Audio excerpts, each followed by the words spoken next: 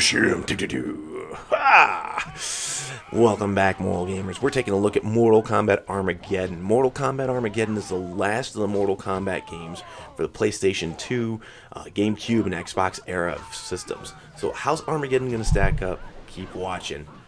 Mortal Kombat Armageddon is following in the same veins, of course, Deadly Alliance, Deception, and sets up, of course, Mortal Kombat vs. DC Universe. So it is a 3D Mortal Kombat game with lots of background interaction and stuff, and they're trying to keep in the vein. They're trying to keep in that vein, so, whatever. I'm not a fan of 3D Mortal Kombat games because it seems like they set up all these auto combos and stuff like that, and if you don't know the combos for the characters, you kind of end up with a weak moveset, and so you have to rely more on the special moves, which, you know guys, I wish it would have been something more intuitive. Like Street Fighter had a semi-intuitive system where different varying levels of attacks, different strengths could allow you to set up more powerful attacks. That made sense. This is just, you have 4 attack buttons and you have to kind of figure out which attack is which. It's not even a limb system, it's just an attack system. Whatever guys, whatever. So, I'm not a fan of the attack system, but the gameplay itself is decent enough once you learn it, and it does take a little bit to learn. I'm liking that they brought back from Deception the interactive environments. So, every environment has hazards, and you can take and you can not only break people over stuff, kick them into stuff, but you can also throw them into one-hit kills. So if there's a grinder or something like that, or a lava pool, you can kick them into there, and if you nail it, they go in, rounds over. Doesn't matter how much health they have. It's a cheap win, but it's a love-hate thing, actually. I kind of like it, and I kind of dislike it. So let's also look at the game itself as far as fatalities. Unlike previous games, each character does not have their own fatality. You now create your own fatality, and so there are predetermined moves. You have to start off with certain moves, but once you get that going, you have time limits to input the next move for the fatality, and as many as you can get, you score more combat coins for them. Okay, it's an interesting try because it allows you to determine, do you want something clean, do you want something bloody, do you want something gory? I mean, do you want to just snap their neck, or do you want to disembowel them, pull organs out, and tear them to pieces? However bloody, however gory and brutal you want to be, that's what determines what the fatality is going to be. And of course, if you're not careful, you can kill them right off the bat and you get a low scoring fatality. So, whatever. The thing I'm really confused about is we had chess combat last time, now they have mortar combat! Yeah, mortar combat, you're playing a go-kart racer with Mortal Kombat characters. Okay, why?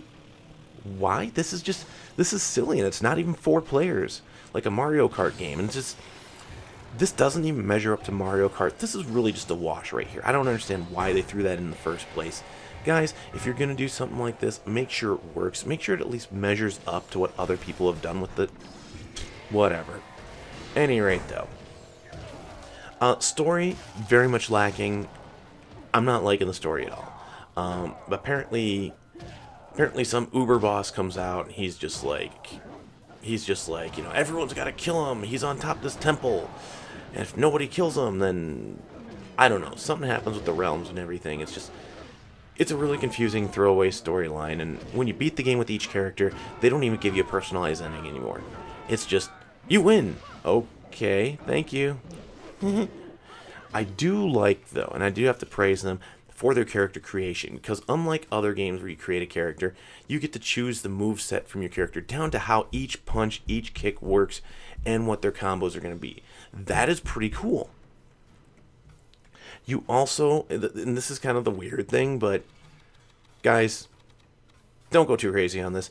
Yes, you get to choose the breast size of your female characters. When you create a character, choose the breast size. I mean, really? Did you have to throw that in there, guys? Whatever.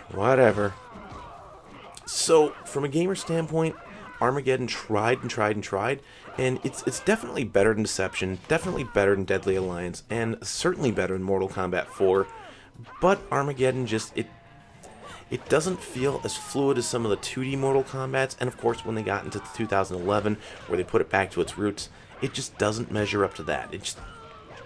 I don't know, it just can't measure up. Any rate.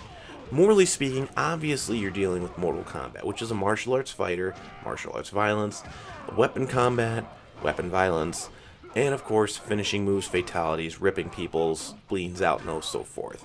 You have issues with any of that, you may not want your kids playing it. And of course, Mortal Kombat universe, not only can you choose the breast size of your created character, but every female character seems to be wearing skimpy clothing, so hey, it's a parade of pole dancers. You have issues with that, don't let your kids play it. This has been Mortal Kombat Armageddon. If you like this review, remember to like, subscribe, comment, and share. We do enjoy hearing from you. Moralgamer, moralgamer.com, and we look forward to seeing you next time.